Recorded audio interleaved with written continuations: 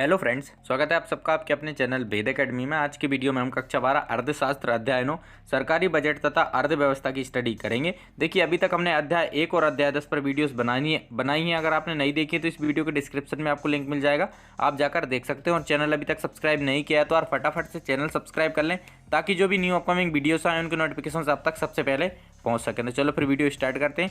सबसे पहले हम बजट से रिलेटेड कुछ महत्वपूर्ण जानकारी समझ लेते हैं। देखिए, भारत में संसद बजट को स्वीकृति 31 मार्च को दी जाती है। बजट का मुख्य उद्देश्य आर्थिक नियंत्रण होता है। सरकारी बजट वित्त मंत्री प्रस्तुत करता है। अगर आपसे करंट में पूछा जाए कि भारत का वित्त मंत्री कौन है इस टाइम पर, तो निर्मला सीतारमण जी भारत की वित्त मंत्री हैं। उसके बाद सरकार के वर्ष भर के आय व्यय का विवरण क्या कहलाता है? बजट कहलाता है। अगर आपसे कोई पूछे तो बजट क्या होता है, तो कोई भी सरकार के वर्ष भर का आय और व्यय, यानी कि उसकी कितनी इनकम होने वाली है और क्या क्या खर्चे होने वाले, उन सब का विवरण बजट कहलाता है। केंद्र सरकार का बजट फरवरी माह के अंतिम दिन प्रस्तुत किया जाता है।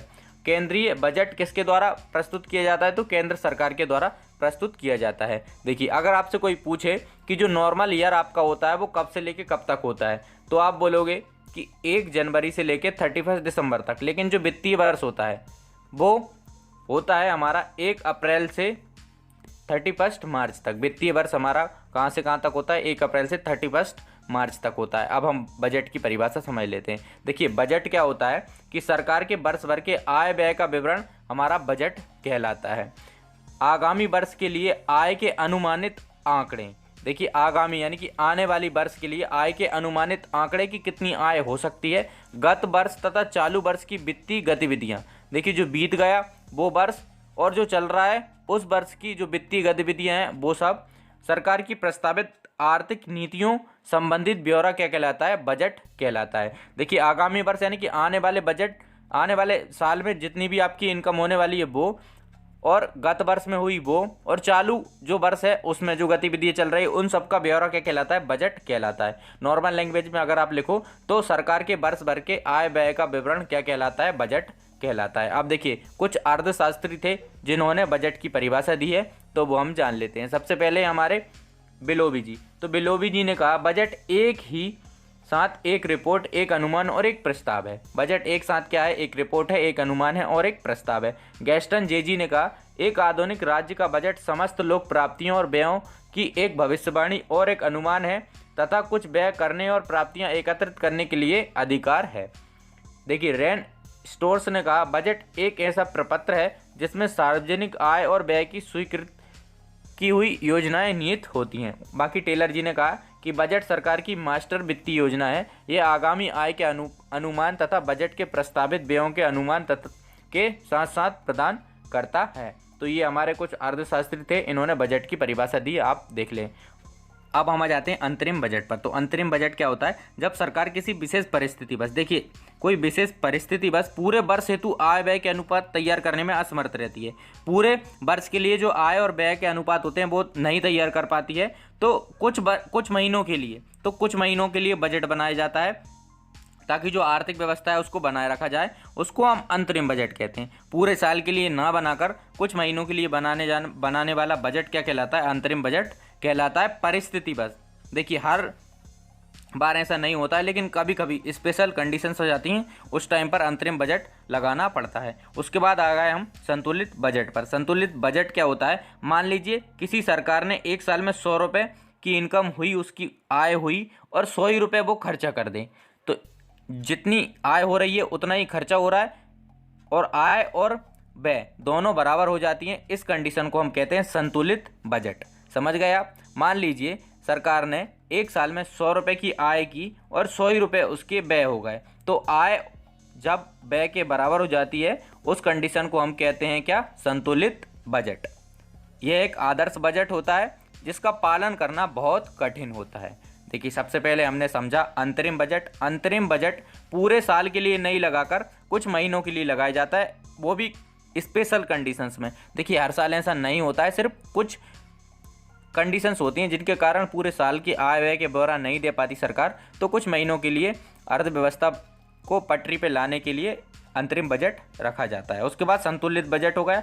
संतुलित बजट का मतलब होता है, मान लीजिए 100 रुपये की कमाई सरकार कर रही है और 100 रुपये खर्चा कर दे, यानी कि जो आय है बराबर हो जाए व्यय के, वो हमारा क्या हो जाता है, संतुलित बजट। उसके बाद हम पूरक बजट पर आ जाते हैं। पूरक बजट क्या होता है हमारा, कभी कभी सरकार द्वारा पास कराए गए बजट की राशि वर्ष में व्ययों के लिए कम पड़ जाती है, या सरकार को किसी नई मद यानी कि साधन पर व्यय करना होता है, तो इसे पूरक बजट पास कर दिया जाता है। तो इसके लिए पूरक बजट पास कर दिया जाता है। मान लीजिए सरकार ने 1 साल के लिए बजट पेश किया, लेकिन वो कम पड़ गया, तो अब कम पड़ गया और कुछ नए करना है काम सरकार को, तो उस स्थिति में सरकार क्या करेगी, जितनी पैसों की ज़रूरत है उतना बजट पास कर देगी। उस बजट को हम कहते हैं पूरक बजट।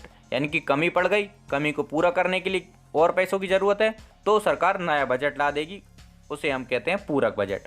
उसके बाद हम आ जाते हैं वित्त विधेयक पर। तो वित्त मंत्री द्वारा बजट भाषण के साथ साथ संसद के समक्ष प्रस्तुत ऐसा प्रस्ताव जिसमें नया कर लगाने, कर का मतलब होता है टैक्स, पुराने करों की दर घटाने, बढ़ाने, घटाने या फिर संशोधन हेतु प्रस्ताव प्रस्तुत किए जाते हैं, इसे ही हम क्या कहते हैं, वित्त विधेयक कहते हैं। देखिए, वित्त मंत्री द्वारा बजट भाषण के साथ साथ, जब बजट होता है तो भाषण देते हैं, उसके साथ साथ संसद के समक्ष प्रस्तुत ऐसा प्रस्ताव जिसमें नया कर लगाने यानी कि नया टैक्स लगाने, पुराने करों की दर घटाने या फिर बढ़ाने या फिर उनमें संशोधन का मतलब होता है करेक्शन करने का प्रस्ताव जो पारित किया जाता है, उसे हम वित्त विधेयक कहते हैं। उसके बाद हम आ जाते हैं नेक्स्ट टॉपिक पर। नेक्स्ट है हमारा प्रत्यक्ष कर, डायरेक्ट कर इसको बोलते हैं। डायरेक्ट कर का मतलब होता है इसमें जिस पे कर लग रहा है उसको ही चुकाना होता है, ये हमारा प्रत्यक्ष कर होता है। समझ लेते हैं, प्रत्यक्ष कर है जो पूरी तरह उसी व्यक्ति द्वारा चुकाए जाते हैं जिस पर कर लगाए जाते हैं। इस कर में कर का भार किसी दूसरे व्यक्ति पर नहीं डाला जा सकता। उदाहरण के लिए आय कर, जितनी आपकी आय है आपको उस पर लगने वाला कर तो चुकाना ही पड़ेगा। प्रत्यक्ष कर है, इसका भार उसी व्यक्ति द्वारा वहन किया जाता है जो उसे चुकाता है। आयकर हो गया हमारा क्या, प्रत्यक्ष कर। प्रत्यक्ष कर का मतलब होता है जो कर जिस व्यक्ति पर लगाए जा रहे हैं उसको वो चुकाने होते हैं। उसके बाद हो गए अप्रत्यक्ष कर। देखिए, अप्रत्यक्ष कर का मतलब होता है कि किसी व्यक्ति पर लगाए जा रहे हैं लेकिन वो दूसरे व्यक्ति पर टाल दे उन करों को, वो हमारे अप्रत्यक्ष कर होते हैं। मान लीजिए कोई उत्पादक है, उस पर कर लग रहा है, कोई वह उत्पाद प्रोडक्ट बना रहा है उस पर कर लग रहा है, लेकिन वो कर की राशि हमसे वसूल लेगा यानी कि ग्राहकों से वसूल लेगा, तो वो हम पर डाल दे रहा है बजट, तो ये हमारा अप्रत्यक्ष कर की श्रेणी में आता है। तो अप्रत्यक्ष या फिर परोक्ष कर वे हैं जिसे भुगतान करने वाला व्यक्ति पूरी तरह या आंशिक रूप से दूसरों पर टाल सकता है। मैंने आपको बता दिया, कोई भी कंपनी है प्रोडक्ट बना रही है, उसमें मान लीजिए 5 रुपये का कर लग रहा है, तो वो क्या करेगा, वो 5 रुपये उसकी कीमत में ऐड कर देगा और ये 5 रुपये हमें चुकाने पड़ेंगे। तो ये होगा हमारा अप्रत्यक्ष कर। अब हम नेक्स्ट टॉपिक की तरफ चलते हैं। नेक्स्ट टॉपिक है हमारा बजट की विशेषताएं क्या क्या होती हैं, वो हम जान लेते हैं। देखिए, राष्ट्र की आर्थिक क्रियाओं के निष्पादन में बजट की भूमिका सकारात्मक होती है। नियोजित अर्थव्यवस्था में बजट सदैव राष्ट्रीय नियोजन के बृहद उद्देश्यों पर आधारित होता है। एक नियोजित अर्थव्यवस्था में बजट का निर्माण इस प्रकार किया जाता है कि कर का प्रभाव आधिकारिक न्यायपूर्ण रहे। उसके बाद नियोजन के प्रारंभिक काल में आर्थिक विकास को ध्यान में रखकर प्राक घाटे का बजट बनाया जाता है तथा बाद में बजट को धीरे धीरे संतुलित करने का प्रयास किया जाता है। देखिए, ये बजट की विशेषताएं हो गई हैं। उसके बाद हम आगे चलते हैं। नेक्स्ट है हमारा राजस्व प्राप्तियां और पूंजीगत प्राप्तियों में अंतर हमें बताना है। तो राजस्व प्राप्तियां अल्पकालिक होती हैं। देखिए, जो राजस्व प्राप्तियां होती हैं अल्पकालिक यानी कि छोटे टाइम के लिए होती हैं, जबकि पूंजीगत प्राप्तियां दीर्घकालिक होती हैं। जो पूंजीगत प्राप्तियां होती हैं वो ज़्यादा टाइम के लिए होती हैं, दीर्घकालिक होती हैं, लंबे समय तक चलती हैं। इसे चालू खाता भी कहते हैं। किसको, राजस्व प्राप्तियों को हम चालू खाता कहते हैं और पूंजी खाता हम किसे कहते हैं, पूंजीगत प्राप्तियों को। देखिए, राजस्व प्राप्तियां अल्पकालिक होती हैं, पूंजीगत प्राप्तियां दीर्घकालिक होती हैं। राजस्व प्राप्तियों को चालू खाता कहते हैं, पूंजीगत प्राप्तियों को हम पूंजी खाता कहते हैं। उसके बाद इस खाते में आय के उन स्रोतों को शामिल किया जाता है जिनके बदले में कोई भुगतान नहीं करना होता है, ये राजस्व प्राप्तियों के लिए। उसके बाद इस खाते में आय के उन स्रोतों या साधनों को रखा जाता है जिसके बदले में सरकार को भुगतान करना आवश्यक है। उसके बाद सरकार की राजस्व प्राप्तियों में उस आय को रखा जाता है जिसका संबंध उसी वित्त वर्ष से होता है। वित्त वर्ष मैंने आपको बता दिया क्या होता है। वित्त वर्ष होता है 1 अप्रैल से लेकर 31 मार्च तक। आय के उन समस्त स्रोतों को पूंजीगत प्राप्तियों में रखा जाता है जिसका भुगतान उसी वित्त वर्ष में न होकर किसी आगामी वित्त वर्ष में किया जाता है। यानी कि आगामी वित्त वर्ष में, यानी कि आने वाले वित्त वर्ष में किया जाता है, उस वित्त वर्ष में नहीं किया जाता। तो ये हमारा क्या होता है, पूंजीगत प्राप्तियां होती हैं। हमने अंतर समझ लिए। उसके बाद हम नेक्स्ट टॉपिक की तरफ चलते हैं। नेक्स्ट टॉपिक है हमारा बजट के उद्देश्य या सरकारी बजट के उद्देश्य हमें बताना है। तो हिसाब देयता, बजट का मुख्य उद्देश्य होता है हिसाब देयता, यानी कि कितना आय हो रहा है, कितना व्यय हो रहा है, क्या क्या टैक्सेस हैं, क्या क्या नहीं है, वो सब हिसाब देयता के अंतर्गत आते हैं। देखिए, आय व्यय का अनुमान लगाना। और बजट का मुख्य उद्देश्य क्या होता है कि आगामी वर्ष में कितनी आय हमें होने वाली है, कितनी व्यय हमारी होने वाली है, राष्ट्र की कुल आय कितनी होने वाली है, उन सब का अनुमान लगाना। सबसे पहला पॉइंट होगा हमारा हिसाब देयता। हिसाब देयता में सब कुछ इंक्लूड किया जाता है। उसके बाद आय और व्यय का अनुमान लगाना, यानी कि कितना हमें इनकम होने वाली है और कितना हमें खर्च करना है। उसके बाद योजना से संबंधित बजट का उद्देश्य नियोजन से संबंधित होता है, और जो भी बजट बनाया जाता है उसमें योजना को भी सम्मिलित किया जाता है। योजना से संबंधित होता है बजट हमारा। राजकोषीय उपकरण, तो बजट राजकोषीय नीति का एक प्रमुख उपकरण है। अर्थव्यवस्था में वांछित लक्ष्यों की पूर्ति के लिए बजट नीति का निर्धारण किया जाता है। उसके बाद आर्थिक नियंत्रण, तो बजट के माध्यम से सरकार आय और व्यय के संबंध में नियंत्रण रखती है। देखिए, बजट से आर्थिक नियंत्रण बनाया जाता है आय और व्यय के मध्य, यानी कि आय भी ज़्यादा नहीं होनी चाहिए और व्यय भी ज़्यादा नहीं होनी चाहिए, इक्विलिब्रियम में रहना चाहिए, एवं इसके प्रयोग के लिए उचित नीति का प्रयोग करती है। तो हमने बजट के उद्देश्य जान लिए। सबसे पहला क्या क्या है, हिसाब देयता। दूसरा है आय व्यय का अनुमान लगाना। तीसरा है हमारा योजना से संबंधित। चौथा है राजकोषीय उपकरण। पांचवा है आर्थिक नियंत्रण। अब हम स्टडी करते हैं बजट के प्रकार। तो बजट हमारा सबसे पहला होता है संतुलित बजट। देखिए, संतुलित बजट का मतलब होता है, मान लीजिए कोई सरकार की एक साल में कितनी 100 रुपये की इनकम हो रही है, आय हो रही है, और 100 ही रुपये सरकार पूरा खर्चा कर दे, तो ये हमारा संतुलित बजट होता है। यानी कि जितनी आय होती है उतनी ही व्यय हो जाए, ये हमारा संतुलित बजट होता है। उसके बाद हमारा नेक्स्ट है असंतुलित बजट। असंतुलित बजट संतुलित बजट के जस्ट अपोजिट होता है। अगर आय ज़्यादा होगी तो व्यय हमारी कम होगी, व्यय ज़्यादा होगी तो आय हमारी कम होगी, ये हमारा असंतुलित बजट कहलाता है। देखिए, आप अपनी लैंग्वेज में लिखने की कोशिश करें। देखिए, असंतुलित बजट को भी दो भागों में बांटा गया है। सबसे पहले हमारा घाटे का बजट, दूसरा है हमारा आधिक्य का बजट। तो सबसे पहले हम घाटे का बजट समझ लेते हैं। तो घाटे का बजट, जैसा कि नाम से स्पष्ट हो रहा है, जब सरकार आय की तुलना में व्यय अधिक करने लगती है। देखिए, नाम से क्या हो रहा है, घाटा, घाटा यानी नुकसान। जब सरकार आय की तुलना में व्यय अधिक करने लगती है तो इसे घाटे का बजट हम कहते हैं। ठीक है, नाम से ही स्पष्ट है, घाटे का बजट। उसके बाद नेक्स्ट है हमारा आधिक्य का बजट। देखिए, आधिक्य का बजट का मतलब होता है, आधिक्य का बजट घाटे के बजट के विपरीत होता है। जब सरकार के बजटों में आय की अपेक्षा व्यय कम किया जाता है तो इस प्रकार के बजटों को हम आधिक्य बजट कहते हैं। देखिए, सबसे पहला था हमारा घाटे का बजट। घाटे के बजट में क्या होता है, जब सरकार आय की तुलना में व्यय ज़्यादा करने लगती है, और इसका उल्टा कर दीजिए, हो गया हमारा आधिक्य का बजट। उसके बाद सामान्य बजट, तीसरा प्रकार है सामान्य बजट। सामान्य बजट में क्या होता है, जिन बजटों का निर्माण सामान्य परिस्थितियों में आर्थिक आधार पर किया जाता है। नॉर्मल कंडीशंस में जो बजट बनाया जाता है सामान्य बजट कहलाता है हमारा। उसके बाद पूंजीगत बजट। पूंजीगत बजट क्या होता है, पूंजीगत बजटों के अंतर्गत केवल पूंजीगत मदों को ही सम्मिलित किया जाता है। मद यानी होता है साधन। ठीक है, उसके बाद अंतरिम बजट। अंतरिम बजट पहले ही समझाया था, एक बार और देख लीजिए। जब सरकार किसी विशेष परिस्थिति बस पूरे वर्ष हेतु आय व्यय का अनुमान नहीं लगा पाती है और कुछ महीने जो रहते हैं उनको निकालने के लिए जब वह बजट बनाती है तो उसे हम अंतरिम बजट कहते हैं। आगे भी हमने समझा है अंतिम बजट क्या होता है। अब हम नेक्स्ट टॉपिक की तरफ चलते हैं। नेक्स्ट है हमारा घाटे के बजट से आशय और प्रभाव। देखिए, घाटे का बजट क्या होता है ये हमें बताना है, और उसके प्रभाव क्या होते हैं ये भी बताना है। तो सामान्य शब्दों में ये हम कह सकते हैं कि घाटे का बजट व्यय व्यवस्था है जिसमें सरकार अपनी आय की तुलना में व्यय अधिक करती है। देखिए, आय जितनी होगी उससे ज़्यादा अगर सरकार व्यय कर देगी तो वो हमारा घाटे का बजट होगा। देखिए, घाटा हमें कब होता है, मान लीजिए हमने 100 रुपये की कोई चीज़ खरीदी, ठीक है, हमने उसको 90 रुपये में बेच दिया तो हमारे लिए 10 रुपये का घाटा हो गया। ठीक है, उसके बाद हम इसके प्रभाव देख लेते हैं। तो घाटे के बजट के प्रभाव, सबसे पहले घाटे की वित्त व्यवस्था से मुद्रा का चलन वेग बढ़ जाता है। जो मुद्रा होती है उसका चलन वेग बढ़ जाता है। उसके बाद हम नेक्स्ट है हमारा घाटे की वित्त व्यवस्था ने निजी निवेशों को प्रोत्साहित किया तथा नए नए विनियोगकर्ता भी उत्पादन के क्षेत्र में प्रवेश करने लगे। ये प्रभाव है हमारा घाटे की अर्थव्यवस्था का। तो घाटे के बजट के फलस्वरूप उपभोग की सीमांत प्रवृत्ति बढ़ती है, जिससे संपूर्ण मांग में वृद्धि हो जाती है। जो मांग होती है उसमें वृद्धि हो जाती है घाटे की बजट की वजह से।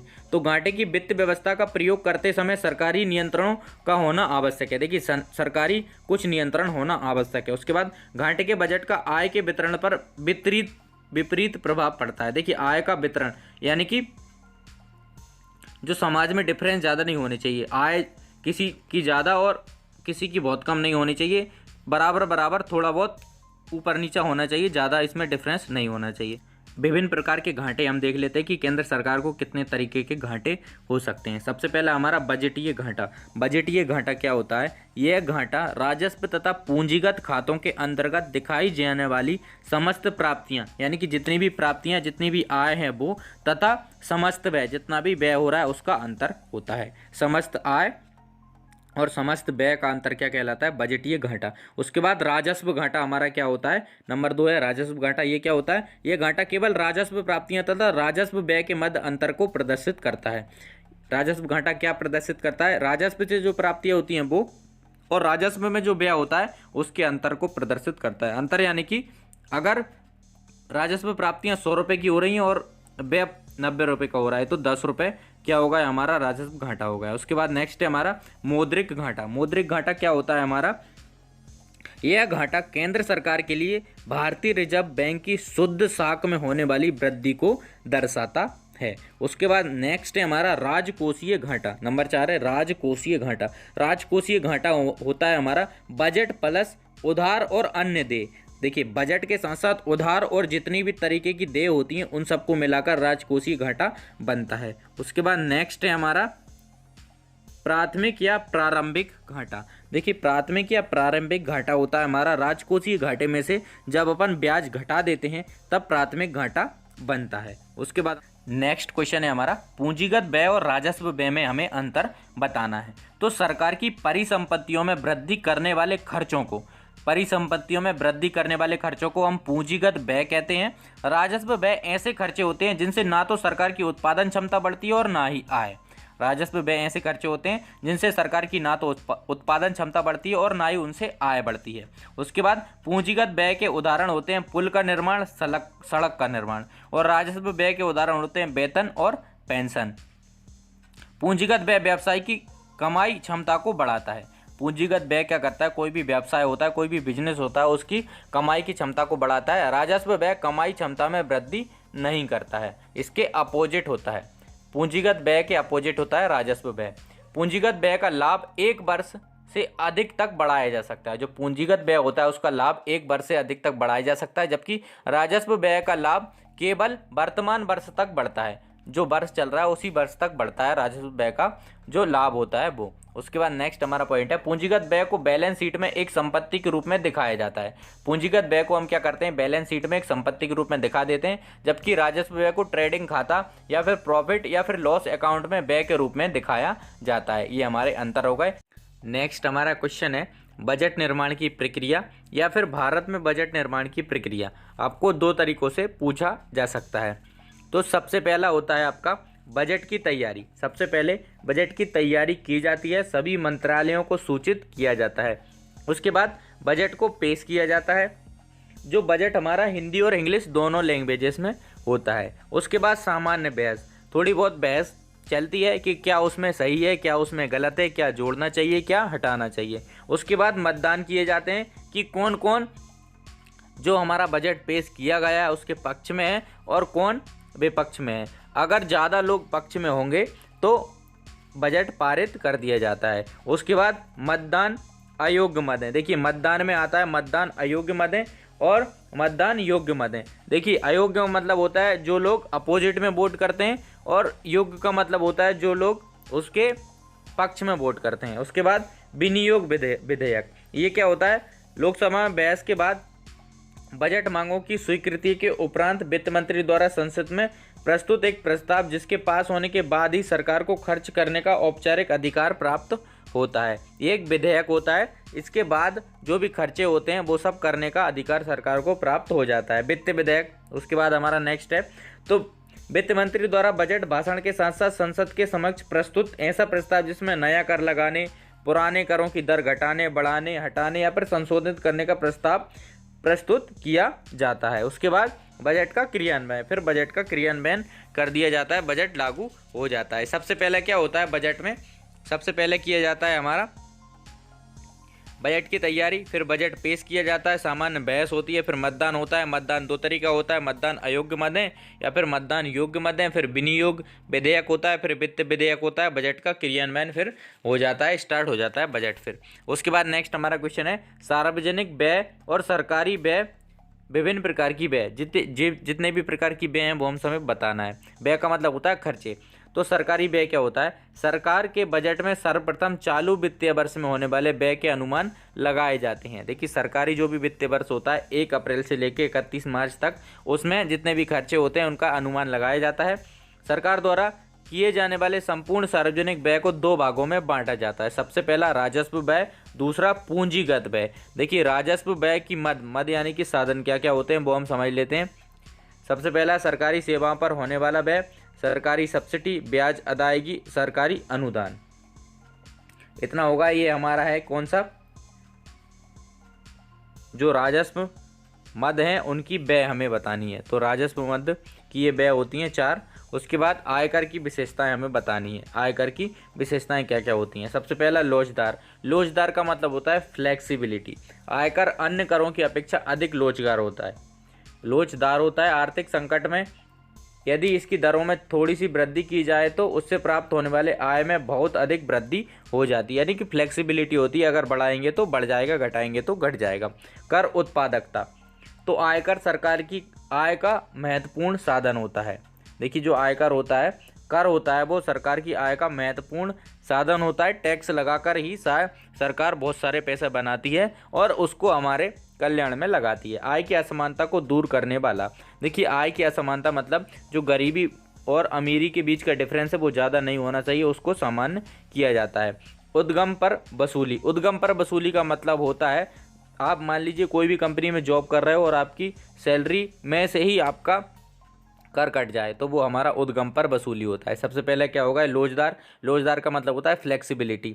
एक चीज़ में अगर आप इंक्रीज करोगे कोई भी चीज़ तो दूसरी चीज़ भी हो जाएगी, साथ साथ चलती हैं। उसके बाद कर उत्पादकता, देखिए कर ही मेन इनकम होती है सरकार की, टैक्सेस मेन इनकम होते हैं। आय की असमानता को दूर करने वाला, देखिए आयकर की वजह से आय की जो असमानता है वो दूर हो जाती है। सरकार गरीब लोगों पर भी फोकस कर पाती है और इसमें जो खाई होती है गरीब और अमीर के बीच में वो मिट जाती है। उद्गम पर वसूली, उद्गम पर वसूली का मतलब होता है जहाँ भी आप जॉब करते हैं वहीं से डायरेक्ट आपकी सैलरी में से ही कर कट जाता है। उसके बाद नेक्स्ट है हमारा विभिन्न श्रेणियों में विभाजन। बहुत सारी श्रेणियों में विभाजन किया जाता है, बहुत सारे स्लैब्स में बांटा जाता है आयकर को।